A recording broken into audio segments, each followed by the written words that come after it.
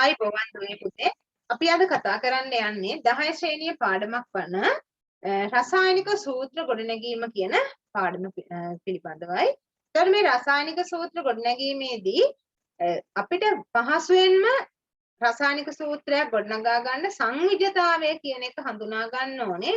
සංවිධිතතාවය පහසුවෙන්ම අපි හඳුනාගන්නේ කොහොමද කියන එක අපි ආවර්තිතා වගුව ඇසුරින් අධ්‍යයනය කරමු.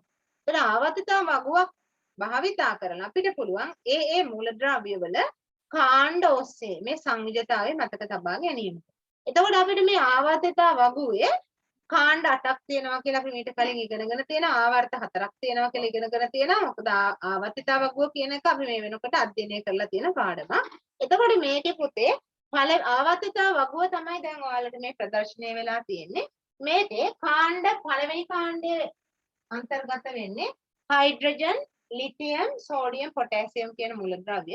දෙවෙනි කාණ්ඩයට අයිති වෙන්නේ බෙරිලියම්, මැග්නීසියම්, කැල්සියම් කියන මූලද්‍රව්‍ය.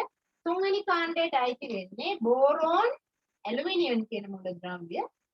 හතරවෙනි කාණ්ඩයට අයිති වෙන්නේ කාබන්, සිලිකන් කියන මූලද්‍රව්‍ය. පස්වෙනි කාණ්ඩයට අයිති වෙන්නේ නයිට්‍රජන්, ෆොස්ෆරස් කියන මූලද්‍රව්‍ය. හයවෙනි කාණ්ඩයට අයිති වෙන්නේ ඔක්සිජන්, සල්ෆර් කියන මූලද්‍රව්‍ය. හත්වෙනි කාණ්ඩයට අයිති වෙන්නේ ක්ලෝරින්, ක්ලෝරින් කියන මූලද්‍රව්‍ය. අටවෙනි කාණ්ඩයට අයිති වෙන්නේ හීලියම්, නියොන්, ආගන් කියන මූලද්‍රව්‍ය. මේක ඔයගොල්ලන් මේ වෙන විට දන්නවා. එතකොට අපි මේකෙදී ආවර්තිතා වගුව ඔස්සේ සංවිධිතතාවයේ මතක තියා ගන්නකොට පොඩි රටාවක් තියෙනවා. ඒ රටාව අපිට මෙන්න මේ විදිහට මතක තියා ගන්න පුළුවන්. පළවෙනි කාණ්ඩයගේ සංවිධිතතාවය පුතේ 1යි. දෙවෙනි කාණ්ඩයගේ සංවිධිතතාවය 2යි. තුන්වෙනි කාණ්ඩයගේ සංවිධිතතාවය 3යි. හතරවෙනි කාණ්ඩයගේ සංවිධිතතාවය 4යි. එතකොට මුල් කාණ්ඩ 4 කාණ්ඩයේ අංකය සමාන වෙනවා සංවිධිතතාවයේ අගයට. එතකොට මුල් කාණ්ඩ 4 අපිට දැනගන්න පුළුවන් මෙන්න මේ විදිහට කාණ්ඩ අංකය සමාන වෙනවා සංවිධිතතාවයට.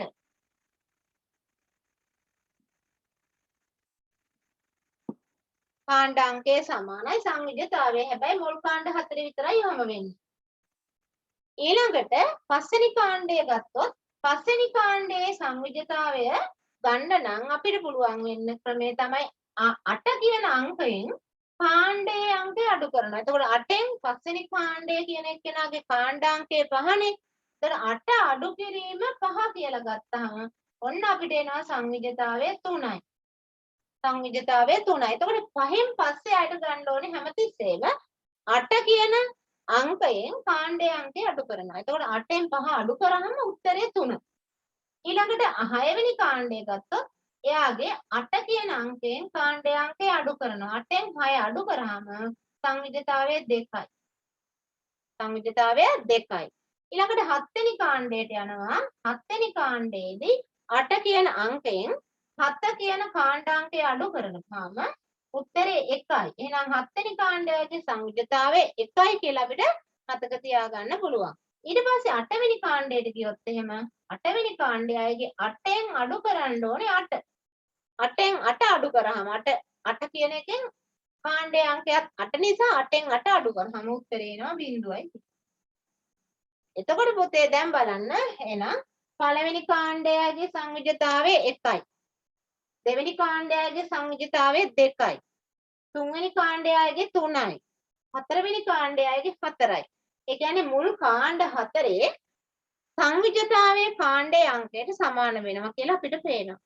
ඊට පස්සේ 5 වෙනි 6 වෙනි 7 වෙනි 8 වෙනි කියන කාණ්ඩවල සංවිධිතතාවය ගන්න නම් අපි 8න් අඩු කරන්න ඕනේ කාණ්ඩයේ අංකය. එතකොට ඒ ටික අපිට ගන්න පුළුවන් වෙන්නේ 5 වෙනි කාණ්ඩයේ ඉඳලා මෙන්න මෙතන 5 වෙනි කාණ්ඩයේ ඉඳලා 8 වෙනි කාණ්ඩය දක්වා නම් හැමතිස්සෙම අපි 8න් අඩු කරනවා කාණ්ඩයේ අංකය. 8න් අඩු කරනවා කාණ්ඩ අංකය. එතකොට අපිට එනවා සංවිධිතතාවය. ඒ 5 වෙනි කාණ්ඩයේ ඉඳලා 5 වෙනි කාණ්ඩයගේ සංවිධිතතාවය හොයන හැටි තමයි එහෙම කරන්නේ. සංවිධිතතාවය.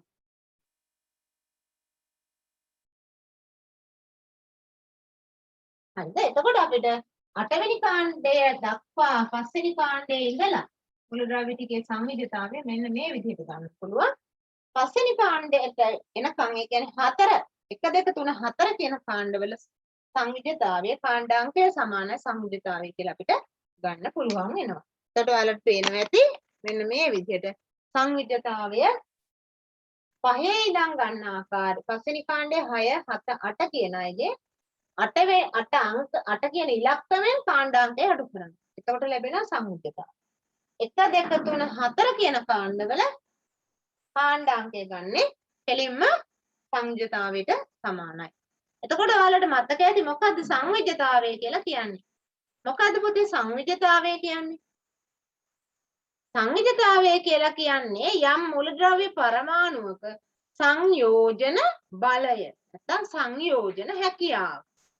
තවත් සරලව කියනවා නම් යම් මූලද්‍රව්‍යයක මේ මූලද්‍රව්‍යයක් එයාගේ අවසාන ශක්ති මට්ටම පුරවා ගන්නනේ හදන්නේ මේක වෙනම පාඩමක්. ඒතකොට මේ සංවිධිතතාවය කියන එකත් මේ වෙනකොට ඕගොල්ලන් ඉගෙනගෙන තියෙන්නේ. ඒතකොට මේ සංවිධිතතාවයේදී වෙන්නේ අවසාන ශක්ති මට්ටමේ අවසාන ශක්ති මට්ටමේ තියෙන ඉලෙක්ට්‍රෝන ගණන සම්පූර්ණ කර ගැනීම සඳහා ඉලෙක්ට්‍රෝන හුවමාරු කර ගැනීමක් සිදු කිරීම තමයි සංවිධිතතාවයේදී මේ මූලද්‍රව්‍ය සංවිධිතතාවය කියලා කියන්නේ. එතකොට මේකෙදි සමහරක් පළවෙනි කාණ්ඩයේ දෙවෙනි කාණ්ඩයේ වගේ මූලද්‍රව්‍ය වලින් ඉලෙක්ට්‍රෝන පිට කරනවා කියලා අපි ඉගෙනගෙන තියෙනවා. එතකොට පළවෙනි කාණ්ඩයේ අය එක ඉලෙක්ට්‍රෝනයක් පිට කරන කට්ටිය. ඒ හින්දා එයාලා පිට කරන ඉලෙක්ට්‍රෝන ගණන එතනදී 1යි. පිට කරන ඉලෙක්ට්‍රෝන ගණන 1 හින්දා අපි කතා කරනවා සංවිධිතතාවය 1යි කියලා. දෙවෙනි කාණ්ඩයේ අය ගත්තොත් එහෙම දෙවෙනි කාණ්ඩයේ අයගේ අවසාන ශක්ති මට්ටමේ තියෙන ඉලෙක්ට්‍රෝන 2යි. එතකොට ඒගොල්ලන් ඒ 8 සම්පූර්ණ කර ගැනීම සඳහා එයාගේ අවසාන ශක්ති මට්ටම සම්පූර්ණ කර ගැනීම සඳහා එයාගේ පිටතම තියෙන සංවිධිතා කවචයේ ඉලෙක්ට්‍රෝන 2 ඉවත් කරනවා. එතකොට මේ සංවිධිතා ඉලෙක්ට්‍රෝන 2 ඉවත් කරාම ඉවත් කරන ඉලෙක්ට්‍රෝන ගන්න 2 නිසා අපි කියන සංවිධිතාවය 2යි කියලා.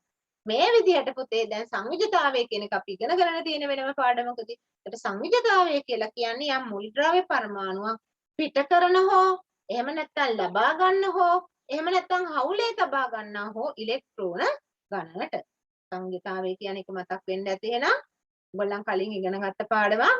එතකොට ඒකෙදි කියන්නේ යම් මූලද්‍රව්‍ය පරමාණුවක් ලබා ගන්නා හෝ එහෙම නැත්නම් පිට කරන හෝ එහෙම නැත්නම් හවුලේ තබා ගන්නා හෝ මූලද්‍රව්‍ය සංඛ්‍යාවට තමයි අපි සංවිධිතාවය කියලා කියන්නේ. ඒතකොට මේ සංවිධිතාවයට අපි සංයෝජන බලය කියලා කියන්න පුළුවන්. එතකොට දැන් අපි දැනගත්තා පළවෙනි කාණ්ඩයගේ සංවිධිතාවය පහසුවෙන් මතක තියා ගැනීමට මේක විවිධ ක්‍රම ඔස්සේ මතක තියා ගන්න පුළුවන්. මේ පහසු ක්‍රමය ශක්ති මට්ටම් ඇඳලා ශක්ති මට්ටම් වල අවසාන ශක්ති මට්ටමේ තියෙන ඉලෙක්ට්‍රෝන ගණන හොයාගෙන ඒ ඇසුරින් තමයි ඇත්තටම සංවිධිතාවය කීයද කියලා හොයාගන්න පුළුවන් වෙන්නේ. එතකොට අපිට මෙන්න මේ විදිහට දැන් අපි අධ්‍යයනය කරගෙන ක්‍රමයෙන් ඇවිල්ලා දැන් අපිට සාරාංශයක් විදිහට ගන්න පුළුවන් පළවෙනි කාණ්ඩයගේ අවසාන ශක්ති මට්ටමේ 1 ඉලෙක්ට්‍රෝනයයි ඒ හින්දා එකක් පිට කරනවා ඉලෙක්ට්‍රෝන ඒ හින්දා සංවිධිතාවය 1යි. හත්වෙනි කාණ්ඩයගේ අවසාන ශක්ති මට්ටමේ ඉලෙක්ට්‍රෝන 7යි ඒ හින්දා එයා මොකද කරන්නේ එයාගේ අවසාන ශක්ති මට්ටම පූර්ණය කරගන්න වෙනත් කෙනෙක් දැන් ඉලෙක්ට්‍රෝනයක් ගන්නවා. එතකොට අවසාන ශක්ති මට්ටමේ ඉලෙක්ට්‍රෝනය ගන්න නිසා එතකොට එයා ලබා ගන්න ඉලෙක්ට්‍රෝන ගණන 1යි. ඒ නිසා එයාගේ සංවිධිතාවය 1යි. ඔය විදිහට තමයි මේ සංවිධිතාවය අපි මේ විදිහට අවටතා වගු ඔස්සේ සාරාංශ කරලා මතක තියාගන්නේ මෙන්න මේ විදිහට. පළවෙනි කාණ්ඩයගේ සංවිධිතාවය 1යි. දෙවෙනි කාණ්ඩයගේ සංවිධිතාවය 2යි. තුන්වෙනි කාණ්ඩය 3යි. හතරවෙනි කාණ්ඩය 4යි. පස්වෙනි කාණ්ඩයට වෙනකොට සංවිධිතාවය 3යි. හයවෙනි කාණ්ඩයට 2යි. හත්වෙනි කාණ්ඩය 1යි. අටවෙනි කාණ්ඩේ සංවිධිතාවය 0යි. ඇයි 0 වෙන්නේ? එයා අටවෙනි කාණ්ඩයගේ අපි ඉගෙනගෙන තියෙන අවසාන ශක්ති මට්ටම මේ වෙනකොට හයිඩ්‍රජන්ගෙන් පස්සේ තියෙන හීලියම්, නියෝන්, ආගන් අයගේ කියන මූලද්‍රව්‍ය තුනේම ඔයාලගේ විෂය නිර්දේශයට අදාළ අටවෙනි කාණ්ඩයේ තියෙන මූලද්‍රව්‍ය තුනේම අවසාන ශක්ති මට්ටම සම්පූර්ණ වෙලා තියෙනවා. එතකොට එයාලට මූලද්‍රව්‍ය ගන්න ඕනෙත් නෑ අනුන්ගෙන්. දෙන්න ඕනෙත් නෑ වෙනත් අයට හවුල තියාගන්න අවශ්‍ය නෑ. ඒ නිසා සංවිධිතාවය අපි කතා කරනවා එයාලගේ 0යි කියලා. එතකොට මේ රටාවට අපිට සංවිධිතාවයේ 0 වෙන විදිහ ඉගෙන ගන්න පුළුවන්. 8 කියන අංකෙන් කාණ්ඩයේ අංකය 8 අඩු කරාම 0 එනවා. හොඳයි. එහෙනම් ඊට පස්සේ අපි මෙන්න මේ ටික මතක් කරගත්තායින් පස්සේ රසායනික සූත්‍ර ලියන්නේ කොහොමද කියන එක මේ අධ්‍යයනය කරනවා මෙන්න මේ විදිහට. ඉතින් හරිම ලේසි රසායනික සූත්‍රයක් ලියන විදිය සංවිධිතාවය මතක නම්. දැන් පුතේ අපිට සංවිධිතාවයේ ඇසුරින් සූත්‍රය ලියන්න රසායනික සූත්‍රය ලියනකොට අපි කියන රසායනික සූත්‍රයේ තියෙන මූලද්‍රව්‍ය පරමාණු වර්ග මොනවද කියලා මතකයට එන්න ඕනේ. ඒ මූලද්‍රව්‍ය පරමාණු වල සංකේත මතක තියෙන්න ඕනේ. දැන් ආවර්තිතාවක පිළිවෙලින් මූලද්‍රව්‍ය 20 කියන්න පුළුවන් වෙන්න ඕනේ මේ වෙද්දී. එතකොට මූලද්‍රව්‍ය 20 ලියන්නත් පුළුවන් වෙන්න ඕනේ. මොකද මේක 8 පන්තියේ ඉඳලම මේ මූලද්‍රව්‍ය වල සංකේත භාවිතා කරන්න සංකේත ලියන්න අපේ විෂය නිර්දේශ තුළ ඇතුළත් කරලා තියෙනවා.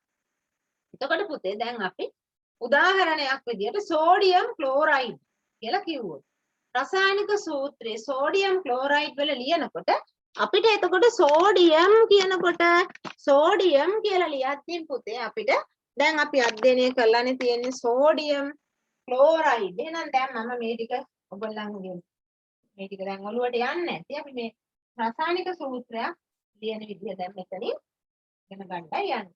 දැන් සෝඩියම් ක්ලෝරයිඩ් කියනකොට සෝඩියම් කියද්දි දැන් අපි ටග්ගාල මතක් වෙන්න ඕනේ මොකද්ද මේ පරමාණුවේ සංකේතය. ඔන්න දැන් සෝඩියම් කියද්දි පරමාණුවේ සංකේතය Na කියලා මතක් වෙනවා සෝඩියම්. එතකොට ක්ලෝරීන් කියනකොට අපි ඉගෙනගෙන තියෙනවා ක්ලෝරීන් පරමාණුව 7 වෙනි කාණ්ඩයේ කෙනෙක් එයා ඉලෙක්ට්‍රෝනයක් ගත්තාම එයාගේ නම පොඩ්ඩක් වෙනස් වෙනවා.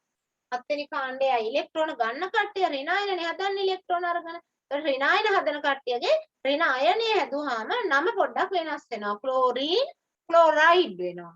ක්ලෝරීන් ක්ලෝරයිඩ් වෙනවා. සල්ෆර් සල්ෆයිඩ් වෙනවා. ඔක්සිජන් ඔක්සයිඩ් වෙනවා. නයිට්‍රජන් නයිට්‍රයිඩ් වෙනවා. ෆොස්ෆරස් ෆොස්ෆයිඩ් වෙනවා. ඔය විදිහට පොඩ්ඩක් එයාගේ නම තිබ්බ එක වෙනස් කරගන්න. එහෙනම් දැන් මේ සෝඩියම් ක්ලෝරයිඩ් කියලා කියවෙන්නේ ක්ලෝරයිඩ් වෙලා තියෙන්නේ ක්ලෝරීන් අණුන්ගෙන් ඉලෙක්ට්‍රෝනයක් ගත්ත නිසා ක්ලෝරයිඩ්. එතකොට අපි මේ ක්ලෝරයිඩ් වෙනුවට සෝඩියම් ක්ලෝරයිඩ් කියද්දි අපි දැනගන්න ඕනේ කියන්නේ ක්ලෝරීන් ගැන තමයි ක්ලෝරයිඩ් කියලා කියන්නේ ක්ලෝරීන්ගෙන් හැදෙන රිනායනයේ නම. එහෙනම් දැන් අපි ලියනවා සෝඩියම් ළඟට කියවෙන්නේ ක්ලෝරයිඩ්. ක්ලෝරයිඩ් කියන්නේ ක්ලෝරීන්ගෙන් හැදුණු රිනායනය නිසා ඔය දෙන්න ඔය විදිහට ඈඩ් කරලා පොඩ්ඩක් සෝඩියම් වෙනම ලියනවා ක්ලෝරීන් වෙනම ලියනවා. ඊළඟට පුතේ අපි යන්න ඕනේ සූත්‍රය ගොඩනගා ගන්න කොහමද සෝඩියම් වල සංයුජතාවය කීයද? ක්ලෝරීන් වල සංයුජතාවය කීයද කියලා මතක් කරගන්න ඕනේ. දැන් පහසුයි. මොකද අපි ආවර්තිතාවක ඇසිරෙන සංයුජතාවය ගන්න හැටි ඉගෙන ගන්නතනේ. මතක් කරගත්තානේ. එහෙනම් දැන් බලමු. සෝඩියම් කීවෙනි කාණ්ඩයේද බලනවා. ටක් ගාලා ඔයාලා පේපර් එකක් ගත්ත ගමන් ආවර්තිතාවක ගහ ගන්න. එතකොට මේ ටික ඔක්කොම පහසුවෙන්ම ඔලුවට ගන්න පුළුවන්. දැන් සෝඩියම් ඉන්නේ පළවෙනි කාණ්ඩේ. එහෙනම් පළවෙනි කාණ්ඩේ නම් සංයුජතාවය කීයද? පළවෙනි කාණ්ඩයගේ සංයුජතාවය 1යි කියලා අපි ඉගෙන ගත්තා. එහෙනම් හයිඩ්‍රජන්ගේ 1යි, ලිතියම්ගේ 1යි, සෝඩියම්ගේ 1යි, පොටෑසියම්ගේ 1යි. එහෙනම් සෝඩියම්ගේ සංයුජතාවය 1යි. නම් අපි සෝඩියම්ට යටින් ලියනවා 1 කියලා. ඊට පස්සේ අපි කතා කරනවා ක්ලෝරීන්.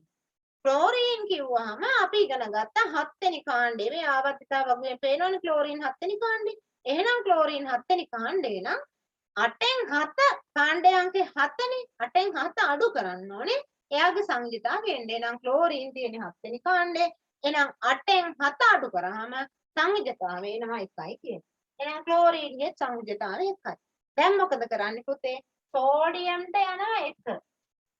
ඔන්නම මාරු කරගන්නවා. සෝඩියම්ගෙන් යන්නේ ක්ලෝරීන්ගේ සංයුජතාවය. ක්ලෝරීන්ට යන්නේ සෝඩියම්ගේ සංයුජතාවය. ඔක වෙන්නේ කොහොමද කියන එක අපි බන්ධන පාඩමේදී කතා කරනවා. මෙතන බන්ධන පාඩම නෙමෙයි දැන් අපි මේ වෙනකොට කතා කරන්නේ සූත්‍ර ගොඩ නැගීමේ හින්දා අපි මෙතන ඉලෙක්ට්‍රෝන හුවමාරු කර ගැනීම මෙතෙන්ට පටල ගන්න නැතුව මේ සරලව මේ සූත්‍රය හදාගන්න විතර හදාගන්නේ කොහොමද කියන එකයි සාකච්ඡා කරන්නේ. එහෙනම් සෝඩියම්ට යනවා 1. එහෙනම් ඔන්න කාගේ එකද? ක්ලෝරීන්ගේ සංයුජතාවය 1. සෝඩියම්ට 1 ගියා. 1 කියලා ලියමු. ක්ලෝරීන්ට යන්නේ සෝඩියම්ගේ 1. එහෙනම් දැන් ක්ලෝරීන්ට යනවා කාගේ එකද? සෝඩියම්ගේ 1. දැන් මොකද වෙන්නේ? සෝඩියම්ටත් 1යි ක්ලෝරීන්ටත් 1යි. එතකොට සෝඩියම්ගේ ක්ලෝරීන්ගේ පුතේ අංක 1 දෙන්නටම ආවහම අපි සූත්‍ර ලියද්දි 1 આવොත් සම්මතයක් විදියට 1 කියන එක පරමාණුයි කියන එක කියන්නේ. එහෙනම් පුතේ අපි 1 කියන එක මෙතනදී ලියන්නේ නැතිව 1 කියන එක ලියන්නේ නෑ. සෝඩියම් ක්ලෝරයිඩ් කියලා ඔන්න ඔය විදියට සූත්‍රය ගොඩනගා ගන්න. එතකොට මෙයා කියවන්නේ සෝඩියම් ක්ලෝරයිඩ්. Sodium chloride. එතකොට මේ අපි එන සූත්‍රය ගොඩනගුවේ කාගේද? සෝඩියම් ක්ලෝරයිඩ් කියේ. sodium chloride.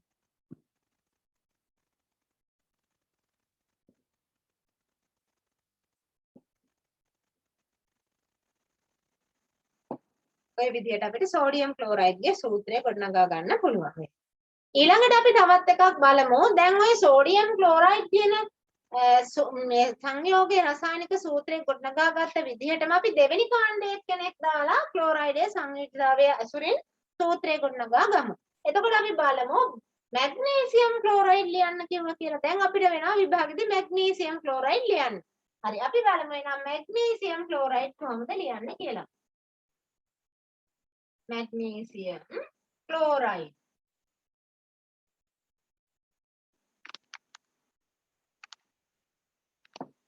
හරි එතකොට පුතේ මැග්නීසියම් ක්ලෝරයිඩ් කියලා ලියනකොට දැන් ඔන්න කියවෙන කට්ටිය ලියා ගන්න ඕනේ. කොහොමද කියවෙන්නේ කවුද?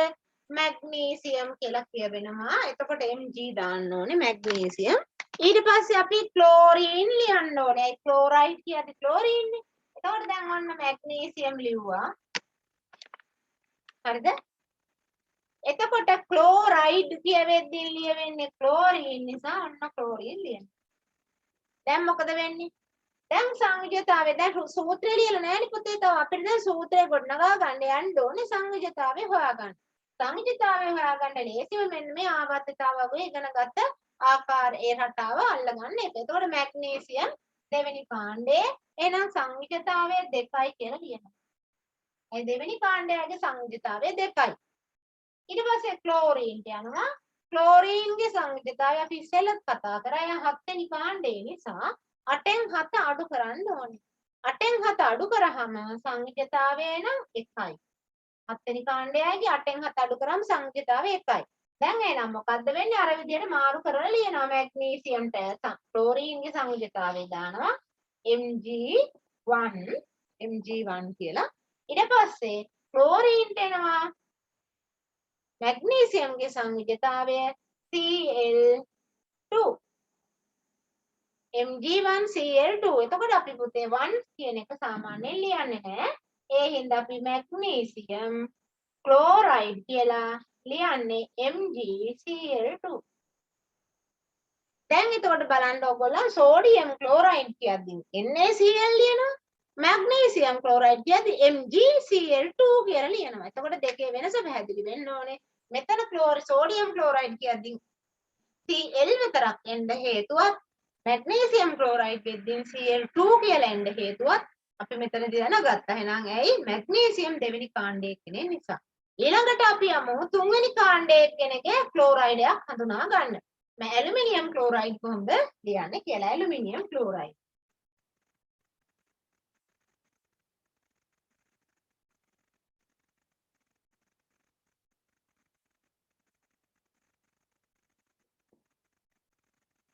Aluminium chloride.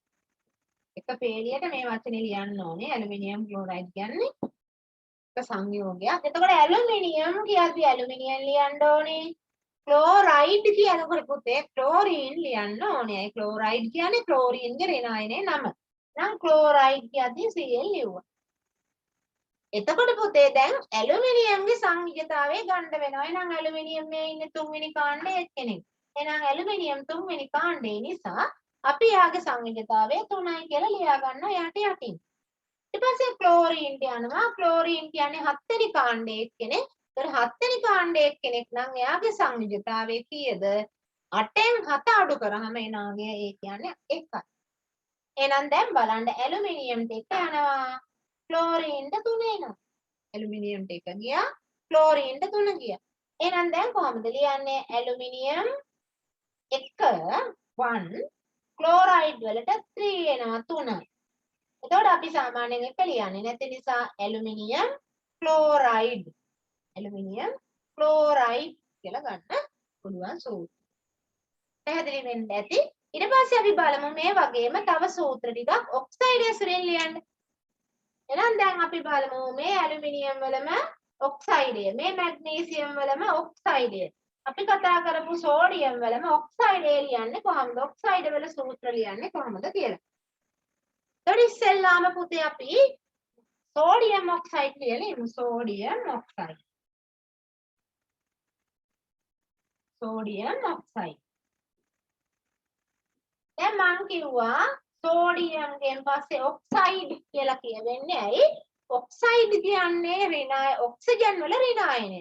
ඒකට ඔක්සයිඩ් කියලා කියවෙනකොට අපි දැනගන්න ඕනේ ඔක්සිජන් තමයි එතන ඍණායනය හදාගත්ත නිසා ඔක්සයිඩ් වෙලා තියෙන්නේ. නම් සූත්‍රය ලියනකොට අපි මොකද කරන්න ඕනේ? සෝඩියම් කියද්දී Na ලියන්න ඕනේ. ඔක්සයිඩ් කියනකොට O ලියන්න ඕනේ ඔක්සිජන් වෙනුවට. ඔක්සයිඩ් කියලා කියවෙන්නේ ඔක්සිජන් වල ඍණායනය නිසා. ඊට පස්සේ නම් සෝඩියම් වල සංයුජතාවය ගන්නවා. සෝඩියම් පළවෙනි කාණ්ඩය නිසා සංයුජතාවය 1යි.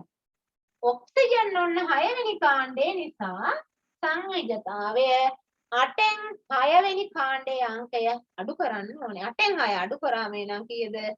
2යි කියලා උත්තරේ එනවා. සංයුජතාවය 2යි. එහෙනම් සෝඩියම්ට 2 යනවා, ඔක්සිජන්ට 1 එනවා.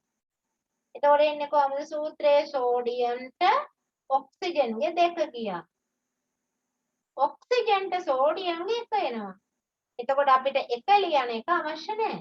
ඒ නිසා සෝඩියම් ඔක්සයිඩ් කියලා ලියන්නේ Na2O. Na2O. ඊට පස්සේ අපි බලමු මැග්නීසියම් ඔක්සයිඩ් ලියන්නේ කොහොමද කියලා. Magnesium oxide.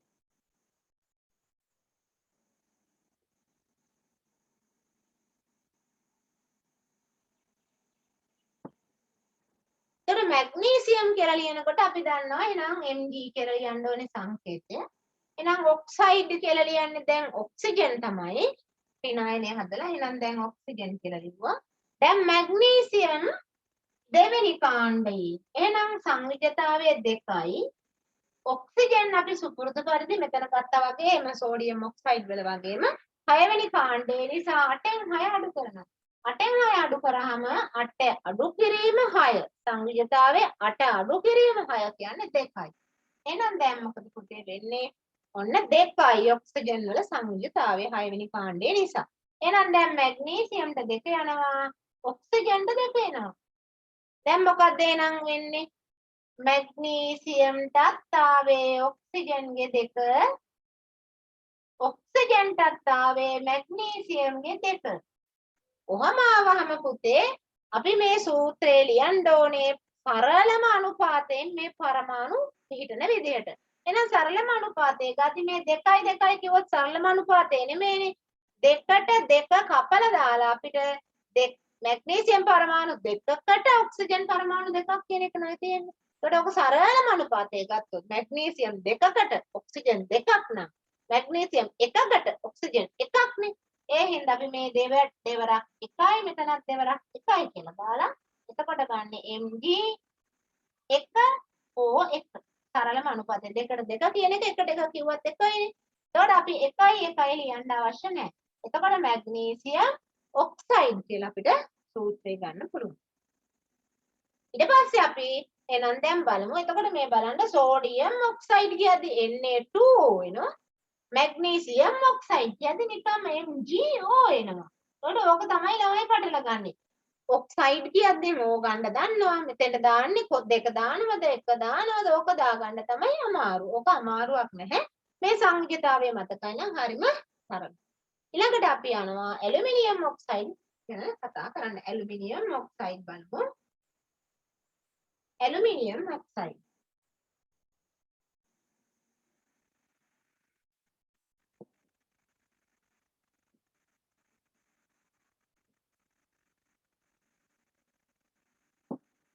එතකොට පුතේ ඇලුමිනියම් කියද්දි Al ලියන්න ඕනේ. ඔක්සයිඩ් කියද්දි මෝ ලියන්න ඕනේ. ඒතර ඇලුමිනියම් කියන එක්කෙනාගේ සංයුජතාවය 3යි. 3 වෙනි කාණ්ඩයේ නිසා. ඔක්සිජන් කියන එක්කෙනාගේ සංයුජතාවය කීයද? දැන් අපි දන්නවා 8න් 6 වෙනි කාණ්ඩයේ තමයි ඔක්සිජන් ඉන්නේ. එහෙනම් 8න් අඩු කරන්න ඕනේ 6. එහෙනම් 8න් 6 අඩු කරාම 2යි. එහෙනම් ඇලුමිනියම්ට 2යි ඔක්සිජන්ට 3යි කියලා සංයුජතා මාරු කරන්න ඕනේ. එහෙනම් ඇලුමිනියම්ට 2 දානවා ඔක්සිජන්ට 3 දානවා. ඇලුමිනියම් ඔක්සයිඩ් ලියද්දී නම් Al2O3 කියලා අපිට ලියන්න පුළුවන්. Al2O3. දැන් ඔන්න ඔය විදිහට අපිට ඕනෑම සූත්‍රයක් මේ සංයුජතා ඇසුරින් ලියනවා. නම කියනකොට සෝඩියම් කිවනම් සෝඩියම් ලියනවා. ක්ලෝරයිඩ් කිවනම් ක්ලෝරින් ලියනවා. ඔක්සයිඩ් කිවනම් ඔක්සිජන් ලියනවා. ඔය විදිහට ක්ලෝරයිඩ් කිවනම් ක්ලෝරින් ලියනවා. සංයුජතාවය හොයාගන්න ආවර්තිතාවය ඇසුරින් අපි කතා කරපු විදිහට ඊළඟට අපිට සංයුජතා මේ විදිහට හතරයක් වෙන විදිහට මාරු කරගෙන සූත්‍රය ලියනවා. සූත්‍රය ලියනකොට සරල අනුපාතයෙන් අපිට ලියන්න ඕනේ. ඔය විදිහට තමයි පුතේ රසායනික සූත්‍ර අපි ලියන්නේ. 10 ශ්‍රේණියේ දරුවන් විදිහට මේ රසායනික සූත්‍ර ලියන එක ඉතාම පැහැදිලිව 10 පන්තියේදීම හොඳින් අධ්‍යයනය කරගන්න ඕනේ. ඊට පස්සේ අපිට තියෙනවා මේ රසායනික සූත්‍ර ලිවීම මොනවද? සංයුජතාවයේ ඇසුරින් රසායනික සූත්‍ර තව කාණ්ඩ නයිට්‍රේට, ෆොස්ෆේට, සල්ෆේට වගේ මේ සමහරක් මුළු මේ සූත්‍ර ලිවීමේදී අපිට අයන කණ්ඩක භාවිතා කරන්න වෙනවා. අයන කණ්ඩක කියලා කියන්නේ අපි කතා කරමු මොනවද අයන කණ්ඩක කියන්නේ කියලා. බහුපරමාණුක අයන කියලාත් අපි ඔයාලට කියනවා. මේ බහුපරමාණුක අයන ඇසුරින් sodium phosphate, ammonium phosphate, ammonium nitrate ඔය වගේ nitrate, phosphate, sulfate ඒ වගේ දේ බහුඛණ්ඩ කියලා කියන්නේ අපි ඒවට බහුඛණ්ඩික අයන කියලා කියන්නේ. ඒ මොනවද? බහුඛණ්ඩික අයන කියන්නේ මොනවද? ඒ වගේ සංයුජතා කොහොමද අපි මතක තියාගන්නේ? ඒ සංයුජතා භාවිතා කරලා කොහොමද අපි සූත්‍ර කොට නගන්නේ කියලා අපි ඊළඟ පාඩමේදී කතා කරන්න බලාපොරොත්තු වෙනවා. දැන් ඔයගොල්ලන්ගේ පෙළපොතත් භාවිතා කරලා මේ මං කියලා දුන්නු පාඩම ඇසුරින් පෙළපොතේ තියෙන අභ්‍යාසවල රසායනික සූත්‍ර ලියන්න හොඳට පුරුදු පුහුණු වෙන්න. ඒ අසුරින් ඔබට පුළුවන් වෙනවා මේ රසායනික සූත්‍ර වඩාත් සරලව වඩාත් පහසුවෙන් අමතක නොවන විදිහට මතක තියාගන්න. මොකද මේක ඉතාම පහසු පාඩමක් පුතේ. ඒ නිසා හැමෝම අපි මේක හොඳින් හිතට ගත්තොත් ඉතාම සරලව ආස හිතෙන විදිහට මේ රසායනික සූත්‍ර මතක තියාගන්න පුළුවන්. මේක ඔයගොල්ලන් එදිනදා ජීවිතයේදී කරන සෙල්ලමක් වගේ තමයි ඉතාම පහසුයි මේ පාඩම රසායනික සූත්‍ර ලිවීම ආවර්තිතාව වගුව ඇසුරින් සංයුජතා මතක තියාගන්න. එහෙනම් පුතේ අපි අදට මෙතනින් ඉවර කරනවා. ඊළඟ දවසේ ඊළඟ පාඩමෙන් අපි බහුඛණ්ඩික අයනවල රසායනික සූත්‍ර ලියන්නේ කොහොමද කියලා අධ්‍යයනය කරන්න බලාපොරොත්තු වෙන්නේ. එහෙනම් හැමෝටම ආයුබෝවන්.